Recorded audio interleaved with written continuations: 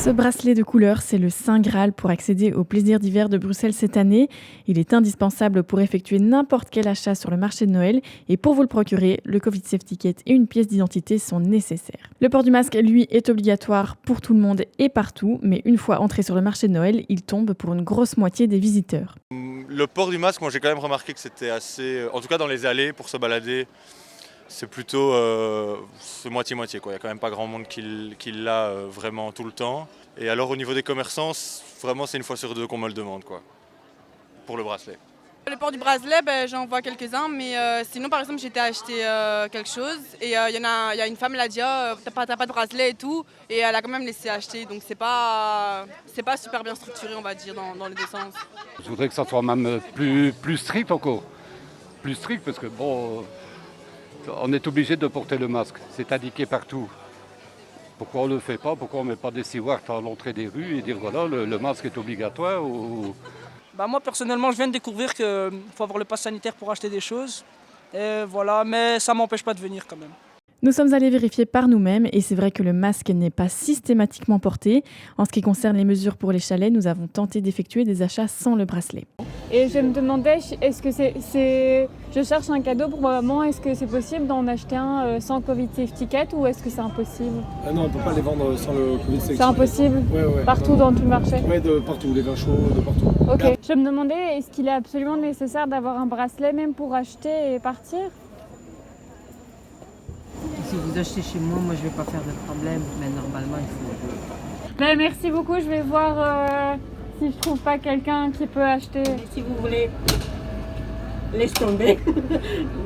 Vous pouvez demander si vous voulez quelque chose. J'ai pas le droit, mais pour vous, je peux faire une petite infraction. D'après notre expérience, les commerçants vendent en moyenne des produits une fois sur deux sans le bracelet. Le sujet des mesures Covid est délicat pour les forains. Ils sont peu à vouloir nous parler face caméra. Cependant, on a quand même pu discuter avec plusieurs d'entre eux et il semble en effet compliqué de concilier le respect des mesures sanitaires et la rentabilité. On perd quand même assez bien d'argent à cause de ça. Maintenant, le truc, c'est aussi que les gens viennent, ils veulent. Bon, quand on a beaucoup de monde, on ne sait pas toujours contrôler, mais en général, on ne donne pas parce que dès qu'on le voit qu'ils n'en ont pas, bon, ce ne serait pas bien de le faire. Comme c'est les restrictions, on est déjà content qu'on peut rester ouvert par rapport aux autres communes.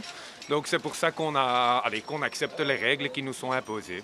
Il y a même des gens qui sont vaccinés, qui ont le Covid Safety Kit, mais qui ne veulent pas faire la file, qui dure parfois quand même 1 heure. Hein.